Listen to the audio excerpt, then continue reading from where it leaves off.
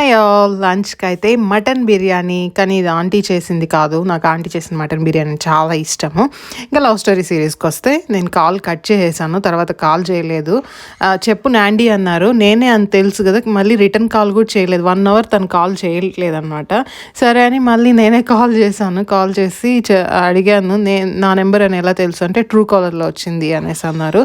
తర్వాత అంటే call cut చేశాను కదా, రిటర్న్ కూడా కాల్ చేయలేదు అంటే, లేదు షాపింగ్లో ఉన్న, బిల్లింగ్ దగ్గర ఉన్న, ఓకే సార్ ఫినిష్ చేసుకొని అంటే ఫ్రీగా మాట్లాడదాము అనేసి చేయలేదు అనేసి అన్నారు.